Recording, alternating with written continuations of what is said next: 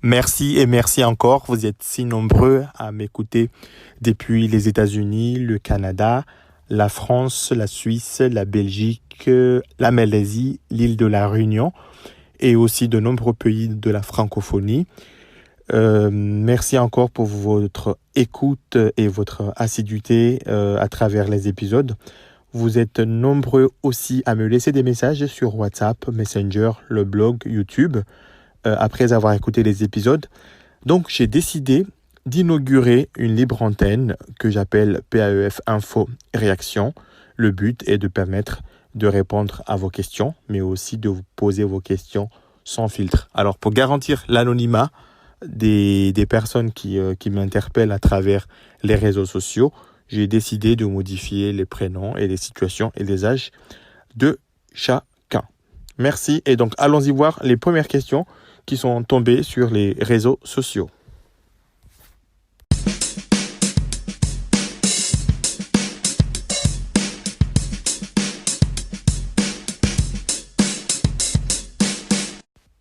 Allons-y voir la première question. Bonjour, monsieur Fauché. J'ai un ado et une petite fille. Entre le loyer, les courses, mon salaire ne suffit pas. Bon, celle-là, elle ne manque pas d'humour. Donc, déjà, mon salaire ne suffit pas. C'est-à-dire que les sorties sont supérieures aux entrées. Moi, je vous invite à faire vos comptes. Donc, utilisez d'abord une feuille de papier, tracez une colonne à gauche, une colonne à droite, les entrées et les sorties. Faites la différence entre les entrées et les sorties. Si vous voyez que les sorties sont supérieures aux entrées, dans ce cas, il faut rentrer dans le détail et voir par exemple qu'est-ce qui plombe aujourd'hui votre budget. Alors, en général, pour les familles, donc il y a le loyer, mais le loyer, c'est une dépense qu'on ne peut pas bouger tout de suite, à moins de déménager ou de faire une opération spécifique. Mais sinon, c'est les dépenses fluctuantes comme l'alimentation, les courses, le transport et bien d'autres. Il faut regarder en détail. Peut-être que vous devriez songer à acheter des légumes, à acheter plus de produits pour faire vous-même vos plats, à chasser les dépenses, par exemple, de gaspillage comme l'électricité ou des choses comme ça. Il faut vraiment vous poser et regarder ligne par ligne qu'est-ce qui plombe votre budget. Voilà, donc c'est tout ce que je peux vous dire. Et puis, si vous avez besoin vraiment de vous y prendre, donc voilà, vous prenez le bloc-notes et puis de façon plus automatique, je vous invite à télécharger un agrégateur de comptes. Ça vous permet de les classer automatiquement et de regarder par famille. J'espère avoir répondu à votre question. Voyons voir la question numéro 2 posée par un étudiant étranger. Bonjour, je suis étudiant étranger. Pas de bourse, mes parents m'envoient 350 € par mois. Il me manque 100 € dans mon budget. Que faire? Alors, c'est vrai qu'il est difficile, quand on est étudiant, de vivre en dessous de 500 € par mois. Donc, premièrement, ce que je vous invite à faire, pareil. Donc, quand vous avez votre pension versée par la famille, ce que vous devriez faire, c'est faire des priorités. Quand j'étais étudiant, moi, je payais d'abord mon loyer, puis je faisais mes courses, et puis le reste, j'essayais de voir entre ce que je devais payer comme dépenses alimentaires, si j'avais des petites courses à l'école, mais je faisais ça par priorité, et je vous avoue que en dessous de moins de 500 €, c'est très compliqué, donc il faut réfléchir soit pendant les vacances, soit pendant l'année scolaire, à vous trouver un travail à mi-temps, histoire de combler et de compléter vos revenus. Voilà, merci, j'espère avoir répondu. Donc, voyons voir la question qui est posée par un père de famille qui dit « Je suis père de famille, je rembourse 2 prêts, un prêt auto et un prêt personnel parce que j'avais acheté des billets pour aller au bled. Et j'ai aussi pris un canapé que je paye en 20 fois sans frais, dans le rouge tous les mois. Quelle solution ?» Alors, j'ai envie de dire une chose. Déjà, vous avez 2 prêts et vous avez aussi un paiement en plusieurs fois sans frais. Peut-être qu'il y a une piste pour regrouper et racheter tous vos prêts et en faire une mensualité, quitte à étaler un petit peu la dépense, mais ça vous permettra peut-être d'être au-dessus au niveau du compte. Explorez cette piste, ça vous soulagera vraiment au quotidien. Question numéro 4, c'est une question posée par une jeune femme de 28 ans qui touche le RSA. Elle dit, voilà, j'ai 28 ans, je touche le RSA, j'ai 60 euros de frais bancaires tous les mois. Que faire? Alors, typiquement, une personne qui a le RSA, c'est environ 500 euros et quelques, et qui a beaucoup de frais bancaires, ça veut dire qu'il y a eu beaucoup d'opérations qui ont été refusées par la banque, ce qui a entraîné des frais d'incident. Donc, dans un premier temps, il faut immédiatement prendre rendez-vous avec votre conseiller et voir, par exemple, d'où viennent ces frais d'incident. Peut-être qu'il y a des échéances à décaler. Et aussi, vous êtes sans doute éligible à l'offre destinée aux clients fragiles. Et revoyez aussi vos moyens de paiement. Ça permettrait d'éviter de futurs incidents. Mais tout de suite, faites-vous accompagner par votre conseiller. Voilà. La question suivante, là, il s'agit d'une jeune femme aussi, qui a 30 ans, qui m'écrit et qui dit « Je ne comprends rien à mon compte. Pouvez-vous m'aider à comprendre son fonctionnement ?» Alors, pareil pour tout à l'heure. Donc, pour comprendre le fonctionnement du compte, il faut tout simplement se servir d'outils. Vous avez aujourd'hui les agrégateurs de comptes, vous avez Banking, Linkso et bien d'autres. Téléchargez-les. Regardez qu'est-ce qui se passe en détail dans votre compte. Qu'est-ce que vous avez comme entrée d'argent? Est-ce que c'est des salaires, c'est des revenus, c'est des allocations? Et qu'est-ce que vous avez comme sortie? Et puis, regardez par famille. Est-ce que c'est plutôt lié à l'habitation? Est-ce que c'est plutôt lié au transport? Et par-delà, vous allez comprendre comment fonctionne votre compte. Et vous avez aussi votre relevé bancaire qui est envoyé tous les mois. Mais par ce biais-là, vous allez comprendre globalement comment sont organisées vos entrées et vos sorties sur le compte. Et puis, une fois que vous faites cette première approche, vous y verrez déjà un peu plus clair.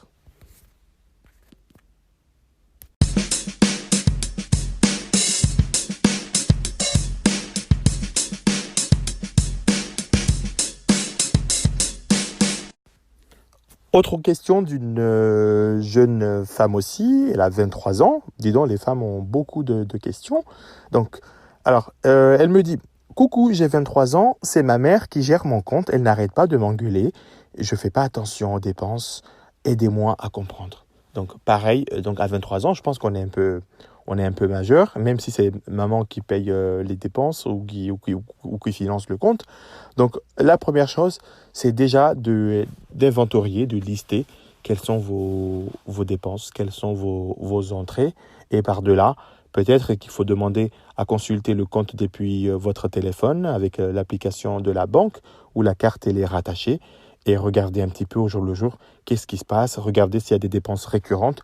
Ça vous permettra de faire un peu attention et puis de vous assurer que vous avez de l'argent avant d'utiliser la carte. Et puis, ça fera moins d'engueulades à la maison. Ça vous responsabilise un tout petit peu. Merci. Autre question. Là, il s'agit d'un anonyme complet. Donc, il m'écrit « Bonjour, je crois que ma banque me vole mon argent. Ça s'évapore. Comment avoir le contrôle du compte ?» Alors, très bien, sachez que les banques sont hyper contrôlées. Donc, la banque ne peut pas voler votre argent. Mais il est temps, comme tout à l'heure, à la question précédente, de regarder en détail vos relevés, de regarder en détail vos opérations et de savoir où votre argent partent tout simplement. Ça permettra de lever des malentendus et puis n'hésitez pas à appeler votre banquier pour lui poser des questions sur les opérations, comment c'est facturé, mais il n'y a pas de vol dans votre compte, il faut juste regarder en détail où va l'argent. Autre question de Jean. Alors Jean, il nous dit, quand je regarde mes opérations, cela ressemble à rien. Je ne sais même pas ce que je fais de mon argent. Alors, on a beaucoup de gens qui se posent la question, où va l'argent? C'est tout simple. L'argent rentre par un seul canal et puis ça sort par plusieurs trous. Donc, il faut regarder cela. Et puis, quoi de mieux que de regarder le relevé, de regarder via l'application bancaire de la banque ou via un agrégateur où va l'argent. C'est aussi simple que ça. Alors, j'ai une question d'un certain Adji. Alors, Adji me dit, je suis contre la consommation de masse. Amazon, je ne sais pas du tout mon truc. J'aime aller faire mes courses à côté. Je recherche des commerces éthiques. Alors, très bien. j'aimerais bien vous recommander des commerces éthiques, cher Hadji, mais sachez que aujourd'hui, il y a d'autres façons de consommer. Par exemple, vous pouvez consommer local. Regardez là où vous vous situez. Vous pouvez trouver des producteurs ou des petits commerçants qui forcément vendent auprès des habitants. Donc n'hésitez pas à les solliciter directement. N'hésitez pas à vous renseigner s'il y a des associations de consommateurs ou s'il y a des associations qui regroupent des producteurs locaux. Cela vous permettra sans doute de connaître les commerces équitables ou les producteurs de proximité pour pouvoir consommer à côté. Voilà, merci, à très bientôt.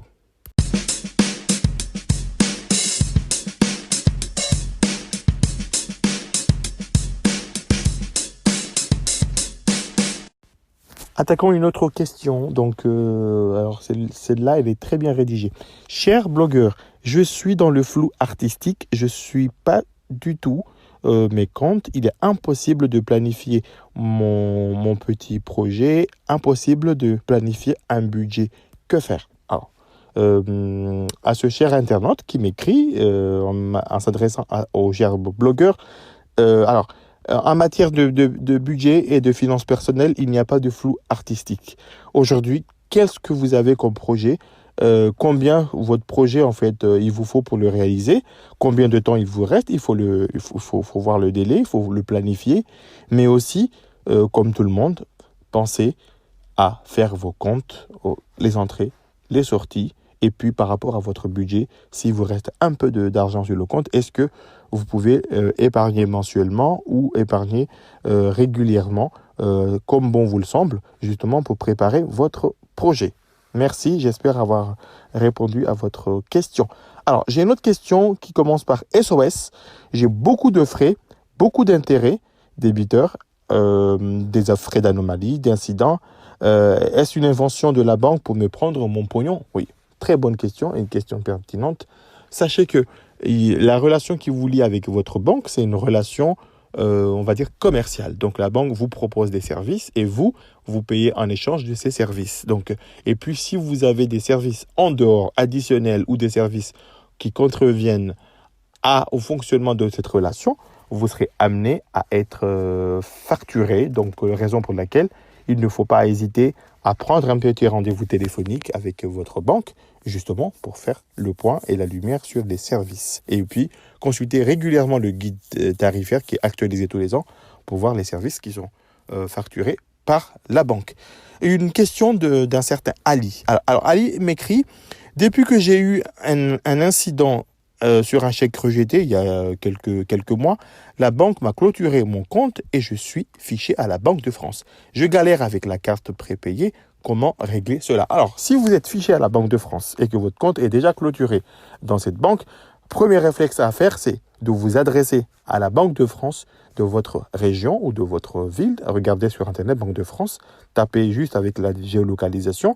Vous y allez, ils vont vous sortir l'établissement qui vous a fiché et puis vous pouvez vous rendre dans cet établissement avec des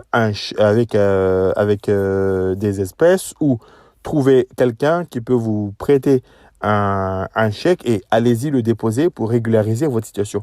Une fois que la situation est régularisée, vous serez défiché. Donc, c'est une démarche qui prend un peu de temps, mais allez-y, c'est très bien fait. Voilà. Alors, j'ai une autre question. Donc, cette fois-ci, c'est un client qui est un peu insatisfait et mécontent, qui est mon conseiller bancaire m'énerve. Je n'ai pas besoin de lui. J'ai besoin de rien. La carte coûte trop cher. Est-ce que tu as une solution? Alors, très bien. Alors, ça, c'est typiquement le cas d'un client ou d'une cliente qui ne fréquente pas du tout les établissements bancaires, qui est autonome et qui trouve que tout est cher. Alors, sachez que les services bancaires ne sont pas gratuits. La banque n'est pas une association de loi 1901. Donc, il est important de faire son propre bilan. Qu'est-ce qu'on a besoin? Si on a besoin de rien, dans ce cas-là, peut-être qu'il faut envisager d'aller voir les néobanques ou les banques en ligne, ou peut-être que les services sont pas facturés. Mais attention, parce que tout n'est pas gratuit. Regardez, faites un comparateur. Allez-y, faire un comparateur des banques. Regardez selon les services, qu'est-ce qui est mieux pour vous. C'est très important de procéder comme ça.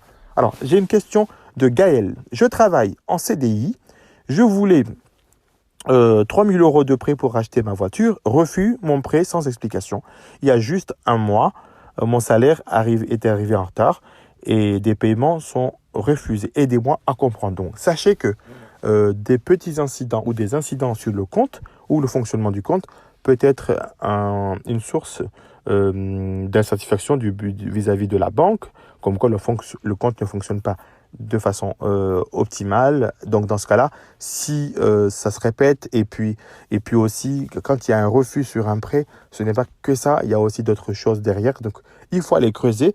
Peut-être que votre conseiller vous en dira un peu plus sur ça. Allez creuser pourquoi le prêt est refusé. Est-ce que le projet était surdimensionné? Est-ce que vous n'avez pas les capacités de rembourser? Mais allez-y le voir en lui disant, bon voilà, est-ce que dans un futur, vous pourriez m'accorder votre confiance? Qu'est-ce que je peux faire pour avoir votre confiance? Merci. Donc, nous reprendrons tout à l'heure avec d'autres questions posées par les internautes.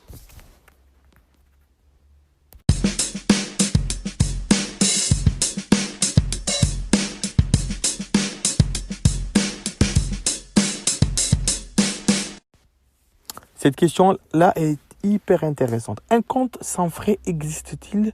Si oui, où l'ouvrir? Je ne suis pas une vache à lait. Bon, c'est une question très pertinente. Alors, j'ai envie de dire un compte sans frais, aujourd'hui, dans l'état actuel, si vous prenez les banques de réseau classiques qui ont des agences partout, cela n'existe pas parce qu'il y a un minimum de frais de tenue de compte, et surtout s'il n'y a pas de salaire qui est domicilié.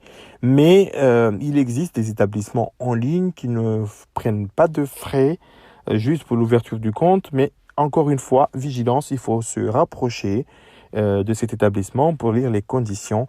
Et bien sûr, vous n'êtes pas une vache à lait, mais sachez que tout service a une contrepartie et la contrepartie, c'est le paiement de ce service. Donc, renseignez-vous.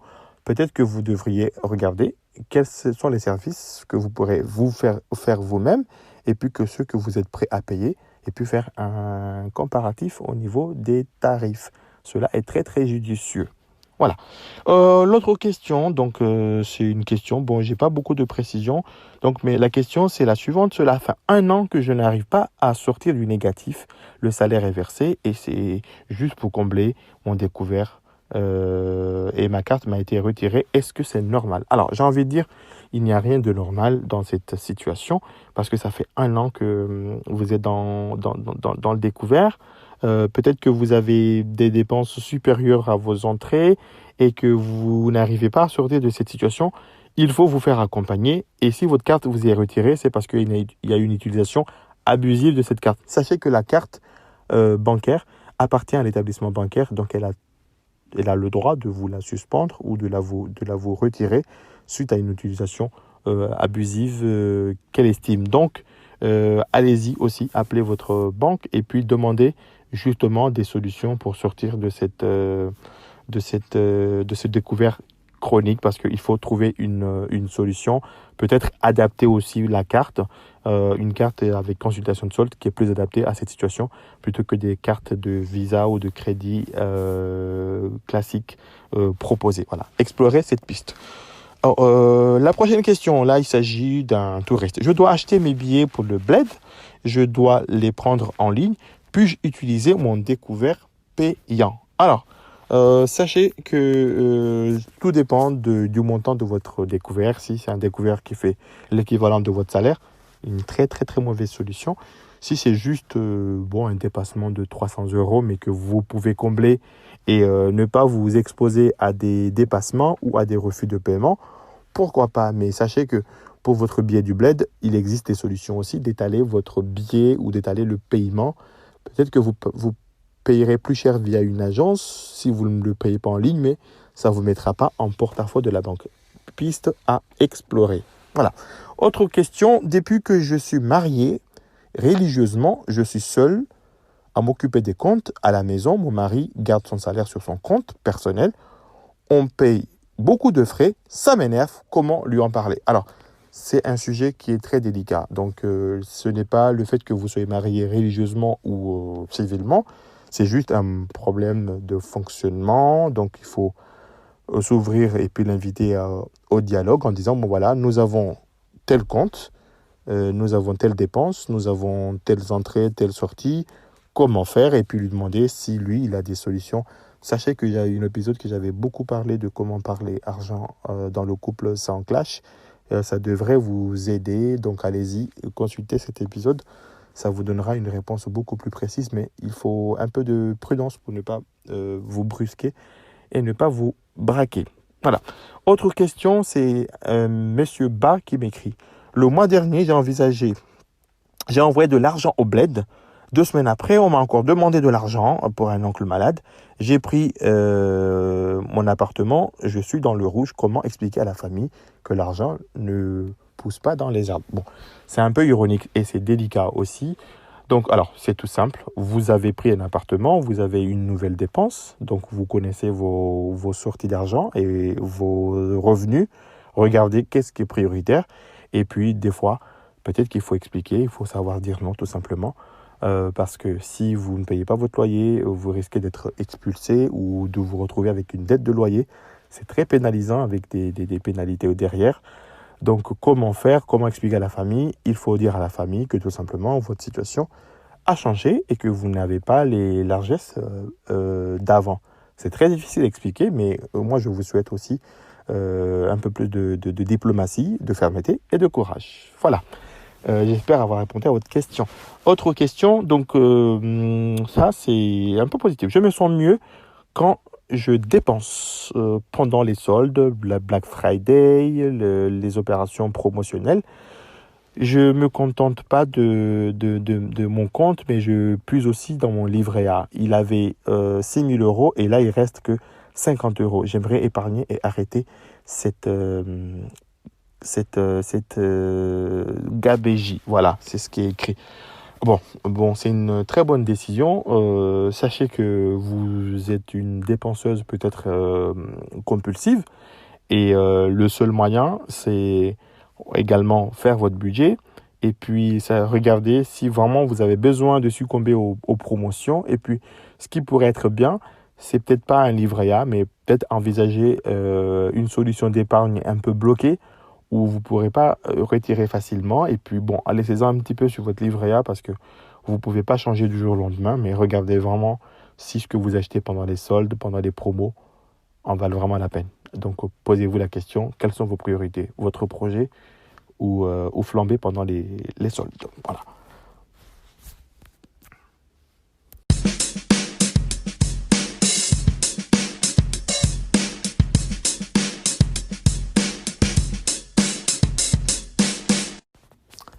La prochaine question, donc c'est un certain Mathieu qui m'écrit, donc me dit « Je paye tout en carte avec le sans contact, ça désorganise tout, peut-on supprimer le sans contact? Je n'en ai pas besoin. » Alors, sachez que le sans contact, c'est une option dans les cartes qui est activée par défaut. Il est possible sur simple appel ou sur simple écrit à sa banque de la désactiver. Mais il est possible, depuis l'application bancaire, pour certaines banques, de la désactiver quand on le souhaite. Donc, c'est très facile à faire. Et puis, il faut vous méfier du sans contact parce que c'est des petits montants, mais à la fin, on se retrouve quand même avec une grosse sortie sur le compte. Voilà. Autre question, comment être bon gestionnaire de mon argent? Alors, pour être bon gestionnaire de son argent, c'est une question très compliquée. Tout simplement, connaissez-vous vos revenus, vos entrées? Connaissez-vous vos sorties? Connaissez-vous vos projets? Connaissez-vous tout ce que vous avez à faire? Donc, partant de là, vous serez un bon gestionnaire. Par exemple, quelqu'un qui a envie d'acheter une voiture, qui met de côté, va gérer différemment que quelqu'un qui se prépare, par exemple, pour acheter sa maison dans 5 ans ou dans 10 ans. Donc, forcément, la bonne gestion va avec le niveau de vie, le coût de la vie, le niveau de revenu. Donc, utilisez-vous les outils. Un bon gestionnaire s'appuie sur des outils, planifie ses dépenses, planifie ses sorties, organise tout. Donc, une organisation, une définition de vos ambitions, mais aussi servez-vous des outils. Donc, ça va très bien vous aider. Voilà. La prochaine question, c'est une question de Aïcha. Donc, Aïcha me dit, j'ai une petite carte Electron. Mon conseiller me propose une carte Visa. Je ne sais pas quoi lui dire. Chère Aïcha, sachez que vous avez une petite carte Visa Electron. Mais avant de vous dire si votre conseiller a raison ou non, quels usages destinez-vous à votre carte? Est-ce que vous voyagez beaucoup? Est-ce que vous avez besoin de beaucoup retirer? Est-ce que vous partez en vacances? Est-ce que vous achetez beaucoup sur Internet? Donc, regardez comment utilisez-vous votre carte? Combien avez-vous besoin de retirer par semaine, par jour à votre banque? Quels sont vos projets, vos loisirs? Selon ce que vous avez. Donc, une carte au-dessus, c'est une carte d'une gamme au-dessus. C'est des services au-dessus, mais aussi, c'est aussi un tarif au-dessus. Donc, posez-vous des questions.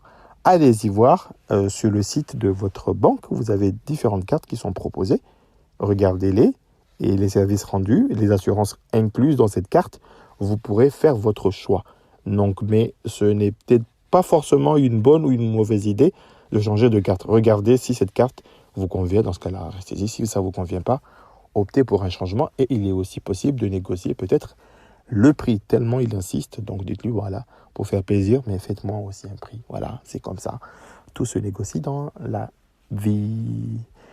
La prochaine question, c'est un peu philosophique. Que pensez-vous d'Apple Pay, Paylib? Alors, il s'agit des paiements mobiles totalement dématérialisés. Bon, moi j'ai envie de dire c'est ludique, ça va très vite. Donc, mais vigilance par rapport à ces paiements qui sont totalement dématérialisés. Sachez que on voit pas beaucoup ce qui se passe. Donc, moi j'ai envie de dire, bon voilà, moi je l'ai fait pour le fun, pour regarder un petit peu comment ça fonctionne. Mais je reste tout attaché à ma petite carte plastique. Ça me rassure de l'avoir sur moi. Et puis je me dis, si je perds mon téléphone ou des choses comme ça, et que mon code arrive à se faire traquer, je suis pas très sûr. Donc voilà. Donc vigilance, testez-y, mais voilà, c'est pas là-dessus que repose le sujet le plus important. Voilà. Une autre question un peu plus compliquée, celle-là. Ma banque me sert à rien. Je me suis désabonné de magazines. On me prélève avec la carte et mon conseiller me dit qu'il ne peut rien faire. À quoi il me sert? Bon, sachez que aujourd'hui, il y a deux types de prélèvements sur le compte. Le prélèvement avec mandat SEPA, ça c'est très facile à révoquer ou à opposer. Et le prélèvement carte, malheureusement, pour l'arrêter, il faut stopper la carte. Donc on ne peut pas stopper un prélèvement par carte à moins d'arrêter la carte. Donc voilà, donc revenez voir votre conseiller et puis faites opposition à cette carte. Vous aurez une nouvelle carte, sans doute avec des frais, mais au moins, vous aurez au moins réglé le problème.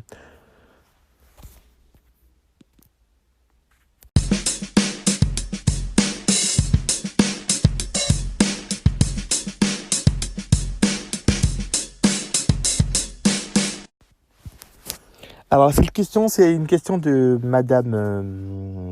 non, c'est plutôt Khadija. Khadija, elle m'écrit: je ne retrouve plus mon chéquier. Je fais des cauchemars la nuit. J'ai peur qu'on vole mon compte. Est-ce qu'il y a une solution? Bon, sachez que si vous avez perdu votre chéquier, est-ce que vous vous souvenez, vous avez gardé en fait un seul chéquier chez vous? Ou si vous vous en souvenez pas, il faut immédiatement appeler ou vous rendre dans votre banque pour faire opposition à ce chéquier. Allez-y les voir. Donc pour faire opposition, ça permettrait déjà de refuser tout chèque qui se présente sur le compte volé. Donc ça évitera au moins que votre compte soit vidé. Donc il y a cette solution-là à l'opposition au chèque. Donc allez-y, c'est la première démarche à faire. Et puis aussi, sans doute, votre banque vous a proposé ce qu'on appelle une assurance de vos moyens de paiement. Donc n'hésitez pas à les appeler aussi pour demander conseil parce que souvent, ces assurances vous couvrent en cas de vol de vos chéquiers, de vos cartes bleues. Donc demandez-y. Si ce n'est pas le cas, il est temps d'y penser et peut-être d'envisager de souscrire une assurance de moyens de paiement. Mais soyez rassurés, il faut tout de suite prévenir votre banque pour que le nécessaire soit fait. Voilà, j'ai une question donc d'un étudiant qui dit: j'avais 500 € sur mon compte et il me reste que 200 €. Les impôts se sont servis sur mon compte et il reste plus rien. C'est une amende, c'est quoi? Est-ce que l'État peut tout me voler? Donc sachez qu'aujourd'hui, quand vous ne payez pas une amende ou quand vous ne recevez pas une amende chez vous, au-delà d'un certain délai, les impôts font ce qu'on appelle une saisie sur votre compte et vous prennent à la fois l'amende majorée. Et en plus, vous ajoutez les frais bancaires. Et aucune banque ne peut s'opposer à un prélèvement de l'État. Donc c'est une saisie, c'est une opération un petit peu judiciaire. Donc sachez que voilà, il faut régler les amendes dans les délais. Et puis, allez-y voir l'administration. Si tout a été réglé, faites une vérification. Au moins, ça vous évitera des surprises par la suite. Voilà. Donc là, j'ai deux heureux amoureux qui partent à Bangkok. Nous partons à Bangkok cet été. On me parle d'assurer mon voyage avec la carte. Et est-ce qu'avec nos cartes Visa, on est assuré contre l'annulation? Alors, sachez qu'il y a différents types de cartes Visa. Il y a les cartes Visa classiques et les cartes Visa premiers. Normalement, les cartes Visa premiers incluent des assurances voyage contre l'annulation, la perte de bagages et même l'absence de neige. Donc, regardez le type de carte que vous avez et puis vous pouvez regarder si c'est une carte Visa premier. Dans ce cas-là, demandez confirmation. Sur le dos de la carte, vous avez un numéro. Appelez-les pour vous poser la question. Sinon, appelez votre conseiller bancaire. Si c'est une carte Visa classique, vous n'avez pas l'assurance annulation. Vous avez juste l'assurance en cas de décès ou d'invalidité ou le rapatriement médical. Mais selon le type de carte, vous aurez la documentation sur le site internet. Alors, donc, dans le voyage encore cet été, alors dis donc, cet été, il y a pas mal de gens qui partent. Donc, je pars en Espagne.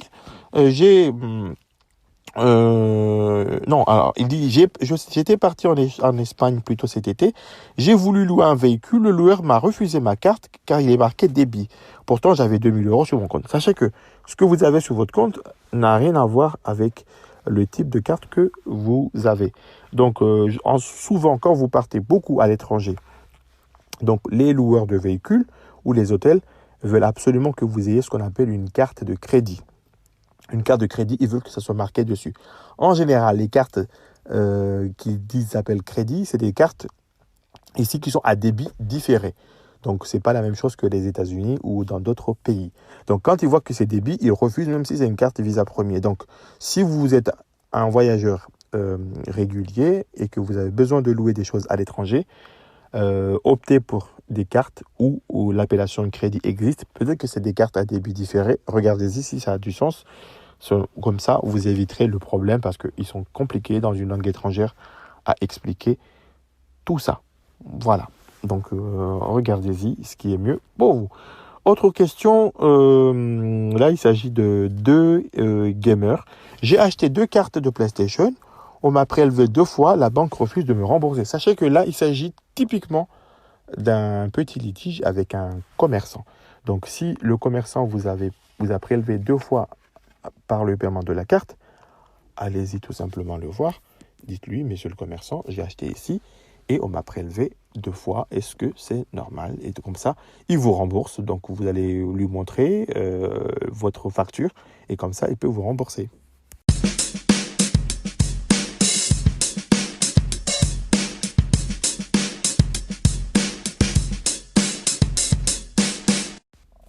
Après les touristes, bon, on va rentrer un petit peu dans les problèmes de ménage. Ma femme a ouvert un compte en cachette. J'ai vu le courrier d'ouverture par hasard. Je me rends à la banque, à l'accueil, on refuse de me renseigner. Ah, c'est quand même ma femme. Bon, sachez que votre statut marital ou votre situation matrimoniale n'a rien à voir avec le fait que votre femme ait un compte bancaire. Le secret bancaire existe, donc si votre femme avait voulu que vous ayez accès à son compte, elle aurait mis en place une procuration ou vous auriez fait un compte joint. Ce n'est pas une raison d'aller l'engueuler. Hein. C'est juste que le secret bancaire doit être respecté et la banque a tout à fait le droit de ne pas vous donner accès à son compte, peu importe votre statut. Donc la seule voie qui vous reste, c'est la diplomatie à la maison. Et bon, à la pensez-y à ramener des fleurs et des chocolats, ça passera mieux. Voilà.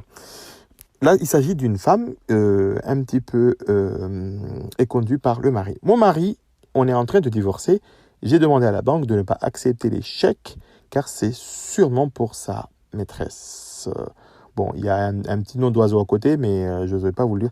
C'est pas compliqué comme demande. Alors, sachez que si vous avez par exemple un compte joint, même si vous êtes en train de divorcer, tant que vous n'avez pas fait ce qu'on appelle une désolidarisation au niveau du compte et que un des titulaires, vous ou votre ex-mari ou votre ancien mari, peut utiliser les moyens de paiement, le chéquier, la carte bleue, et un seul peut engager l'autre. Il n'a pas besoin de votre accord, sauf des cas très très très spécifiques de compte. Voilà, c'est pour ça que votre demande n'a pas été acceptée. Voilà. Autre question, j'ai mis de l'argent sur le compte de mon fils. Il ne m'écoute pas, je vais récupérer mon argent. Le monsieur refuse, c'est quand même mon argent. Alors, il y a 2 cas de figure. Soit votre fils est majeur, dans ce cas-là, vous ne pouvez pas ponctionner son compte à votre guise. Soit votre fils est mineur. Et sachez que la réglementation, aujourd'hui, interdit aux parents d'aggraver la situation des enfants. Donc, dans ce cas, vous ne pouvez pas effectuer des retraits sur le compte des enfants. Donc, vigilance par rapport à la réglementation. Voilà. La question, il s'agit d'un ex qui règle ses comptes. Mon ex ne me verse pas de pension alimentaire. Il a le culot de me demander de casser le livret A de notre fils. Enfin, j'ai refusé. J'ai peur qu'il me double à la banque. Alors, sachez que aujourd'hui, si la banque respecte et est vigilante aussi sur la réglementation, aucun des parents ne peut faire des retraits sur le compte de l'enfant sans que l'autre puisse apposer sa signature. Donc, et en plus, cette vigilance est doublée d'une autre vigilance, c'est qu'on ne peut pas aggraver la situation des mineurs. Donc, normalement, la banque n'a pas à ouvrir les vannes pour le papa qui se présente. Et puis, le fait qu'il ne paie pas sa pension n'a rien à voir avec la situation bancaire. Donc ça, c'est 2 choses différentes à distinguer. Donc, il faut être tout simplement vigilant. Et par rapport à cette situation-là, donc cachez bien la petite carte du livret A, on ne sait jamais s'il tombe dessus.